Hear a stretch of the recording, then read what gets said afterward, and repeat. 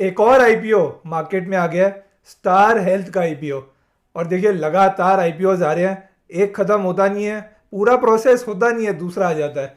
अब लेकिन इन्वेस्टर्स को अपना लेसन मिल चुका है। देखिए आईपीओ इन्वेस्टर्स ने बहुत अच्छे से, पिछले एक दो आईपीओ की ऐसी लिस्टिंग हुई है कि उनको बहुत अच्छे से अपना लेसन समझ में आ गया है कि कहाँ पर अप्लाई करना है और कहाँ पर अवॉइड करना है। और इसीलिए देखिए मैं बोलता हूँ आप एनालिसिस हमेशा पूरा सुना कीजिए, क्योंकि रीजन बीइंग अगर आपको पता ही नहीं है किस लॉजिक से हम लिस्टिंग या लॉन्ग टर्म को अवॉइड कर रहे हैं या उसमें एंटर कर रहे हैं, तो आगे भी आपको कभी समझ नहीं आएगा क्या करना है, कभी कुछ उल्टा सीधा हो जाएगा। देखिए मार्केट कंडीशंस इधर उधर होती रहती हैं। और एक और पॉइंट देखिए, मैं टेलीग्राम पर रहता हूँ, अपडेट्स देता रहता हूँ स्पेशली आईपीओ रिलेटेड, लेकिन उसके बाद भी कभी कभी ऐसे पॉइंट आएंगे जहां पर मैं आपके लिए हेल्प के लिए नहीं होऊंगा। वहां आपकी अपनी साउंड डिसीजन मेकिंग ही आपके काम आ सकती है। तो इसलिए एनालिसिस को कभी भी मिस ना करें, पूरा जरूर सुने। इसलिए मैं बात टाइम लगा के थोड़ी सी बोल रहा था। अभी चलते हैं एनालिसिस के ऊपर। और देखिए टेलीग्राम पे ज्वाइन कर लीजिए, वो तो अभी मैंने आपको बताया क्यों। और चैनल को अभी तक सब्सक्राइब नहीं किया है तो चैनल को सब्सक्राइब जरूर कर लीजिए। Hi everyone, this is Shubham Gupta and you are welcome to another episode at investor नीति।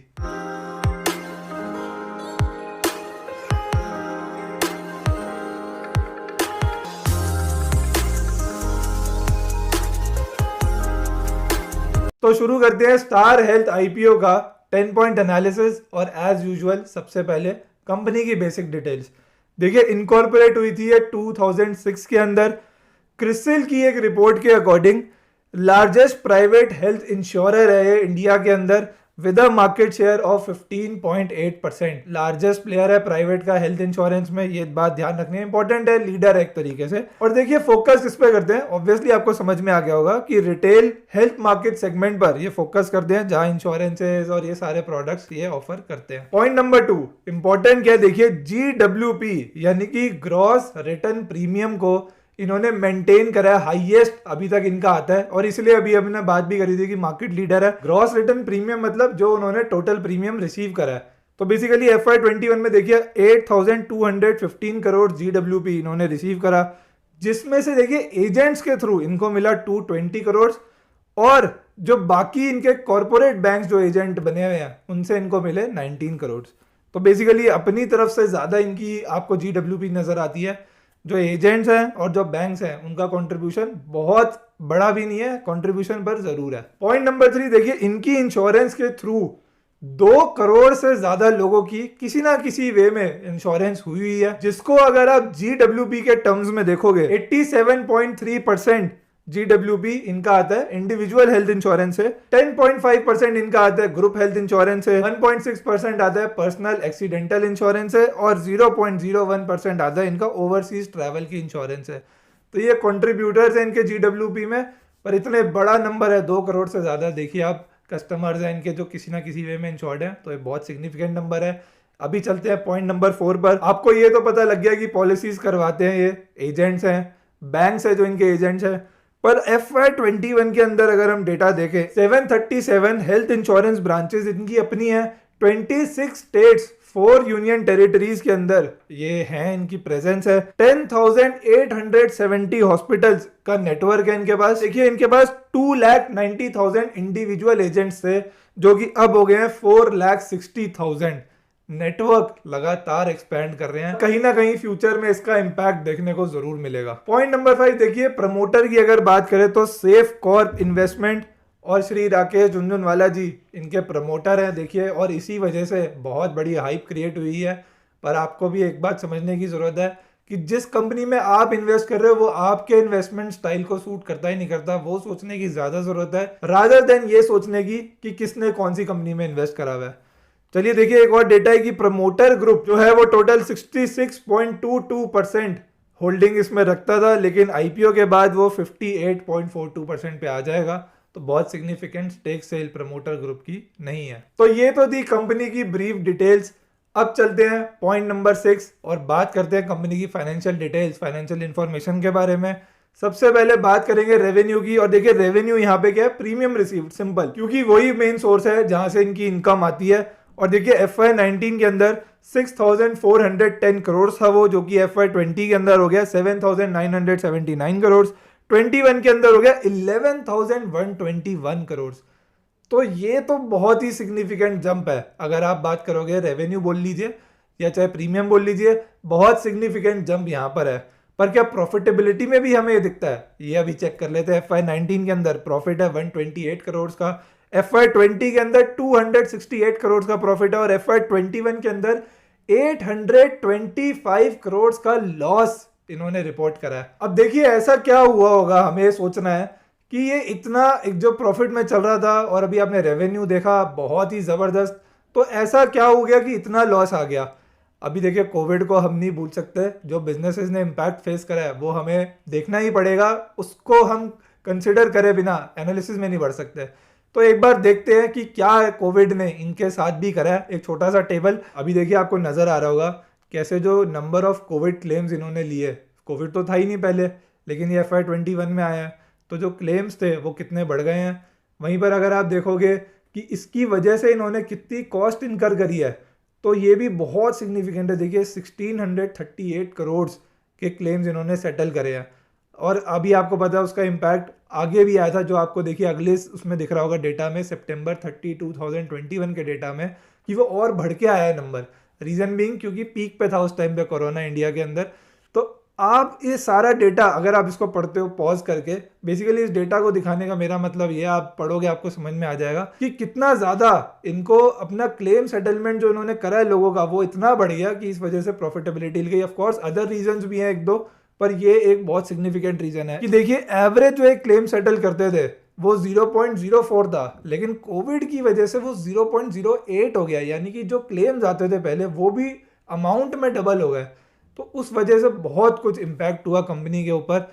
मैं इन शॉर्ट इसको डिस्कस कर रहा हूँ, सीधा सीधा ये बोलना चाहता हूँ कि कोविड का देखिए बहुत बड़ा इम्पैक्ट आया, जिसकी वजह से ये देखने को मिला, और अदर छोटे मोटे रीजंस भी थे कि ओवरऑल जो अच्छे खासे नंबर्स नजर आ रहे थे वो खराब दिख रहे हैं। मूविंग फॉरवर्ड देखिए ईपीएस की बात करेंगे तो वही हमें on the lines of profit ही नजर आने वाला है। 2.78 FY19, 5.48 FY20, और FY21 के अंदर 16.54 नेगेटिव वो होना ही था।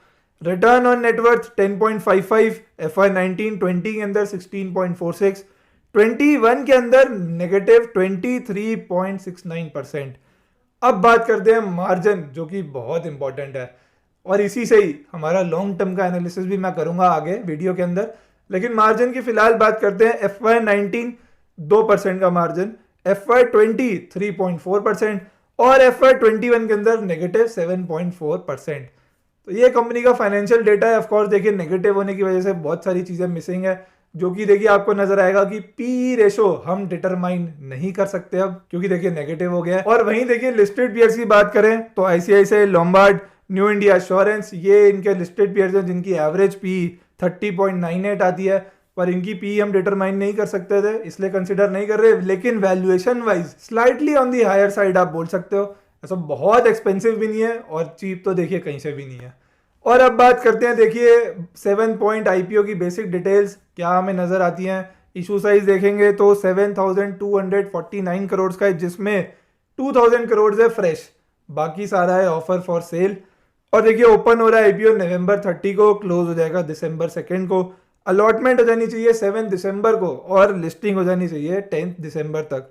प्राइस बैंड अगर आप देखोगे 870 to 900, एक लॉट के अंदर 16 शेयर्स हैं, एक एप्लीकेशन 14,400 की पड़ेगी। रिटेल कोटा में मैक्सिमम आप 13 लॉट्स लगा सकते हो, और जो रिटेल का कोटा है वो 10% पर ही रिजर्व्ड है। रीजन बीइंग कंपनी ने लॉस रिपोर्ट करा था FY21 के अंदर। और देखिए अब चलते हैं 8 पॉइंट, बात करते हैं। अब IPO आ रहा है तो कोई ना कोई ऑब्जेक्टिव तो होगा ही, और देखिए ऑब्जेक्टिव सिंपली इन्होंने एक ही मेंशन करा है कि जो नेट प्रोसीड्स आएंगे उससे कंपनी के कैपिटल बेस को इंप्रूव करने की कोशिश करेंगे, और इंसॉल्वेंसी लेवल उसको इंप्रूव करेंगे। देखिए इंसॉल्वेंसी रेशियोज इनको मेंटेन करनी पड़ती है इंश्योरेंस वालों को, तो वो रेशियोज मेंटेन करने के लिए भी इनको प्रोसीड्स चाहिए। और अब बात करते हैं सबसे इंपॉर्टेंट 9th पॉइंट कि लिस्टिंग के लिए क्या मेरा पर्सपेक्टिव है। देखिए लिस्टिंग के लिए बहुत ही सिंपली एक अप्रोच मैं आपको बताना चाहता हूँ कि लिस्टिंग के लिए मैं नहीं जा रहा हूँ, कन्फर्म।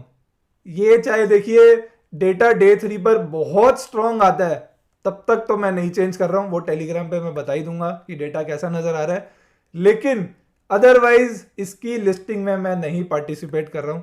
इसका रीज़न है, देखिए अभी आप जीएमपी चेक करोगे 10-15% के आसपास चल रहा है, वो हमारे क्राइटेरिया पे फिट नहीं होता। मार्केट कंडीशंस थोड़ी सी देखिए वॉलेटाइल ज़्यादा हो रही हैं, ये कंडीशंस तो है ही। फिर साथ में टेबल पे मुझे स्कोप नहीं नज़र आ रहा लिस्टिंग गेन्स लेने का ज़्यादा। ऊपर से देखिए आईपीओ है 7,000 करोड़ का, तो सारे फैक्टर्स मिलाकर क्लियरली पता लग रहा है कि देखिए लिस्टिंग पे बहुत बड़ा गेन तो नहीं बनता हुआ नजर आ रहा। डे 3 पर नंबर्स ऑफ कोर्स देख लेंगे, कभी कभी हमारी एक्सपेक्टेशन से इधर उधर चीज़ें हो जाती हैं, उसके लिए हमारे पास टेलीग्राम है ही, वहाँ मैं अपडेट आपको कर दूंगा। तो लिस्टिंग पे मेरा व्यू पॉइंट क्लियर है कि मैं लिस्टिंग में अप्लाई नहीं कर रहा हूँ। अब बात आती है 10th पॉइंट, लॉन्ग टर्म के लिए मैं क्या कर रहा हूँ। देखिए लॉन्ग टर्म में भी एक दो पॉइंट्स को पहले हम कंसिडर करेंगे।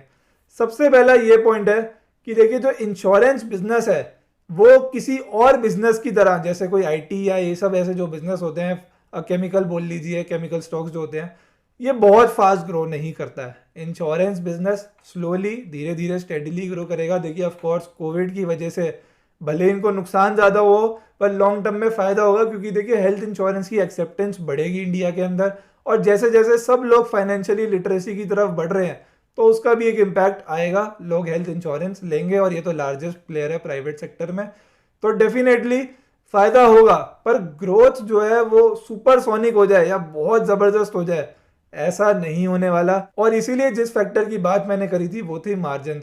आप देखिए मार्जिन जो है वो 2% 4% ये हैं, ये बहुत ज़्यादा तेज़ी से नहीं बढ़ेंगे, धीरे धीरे करके ही बढ़ेंगे। तो इसीलिए लॉन्ग टर्म के लिए, क्योंकि मेरी प्रेफरेंस ऐसी रहती है कि मैं हाई ग्रोथ हाई मार्जिन वाली कंपनीज में जाऊं, तो इस वजह से मेरे लिए तो ये ऑफ हो जाता है। इंश्योरेंस कंपनी को मैं अपने पोर्टफोलियो में जगह नहीं देना चाहता हूं। लेकिन अगर किसी को ये सेक्टर पसंद है और वो इसमें लॉन्ग टर्म के लिए स्टेडी गेन्स के लिए इन्वेस्टेड रहना चाहते हैं तो कोई बुराई नहीं है, कंपनी अच्छी है, लॉन्ग टर्म में अच्छा ही करना चाहिए। प्राइवेट हेल्थ इंश्योरेंस में देखिए मार्केट लीडर है, तो ऐसी कोई घबराने सोचने की बात नहीं है, लॉन्ग टर्म में अच्छा ही करना चाहिए।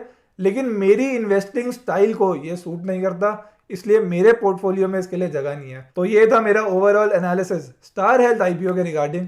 आपको एनालिसिस अच्छा लगा हो तो वीडियो को लाइक, चैनल को सब्सक्राइब ज़रूर कर लें, और टेलीग्राम पर ज़रूर ज्वाइन कर लीजिए, क्योंकि वहाँ अपडेट्स कुछ ना कुछ आती रहती हैं। Thank you for watching this video. Until we meet again, bye bye.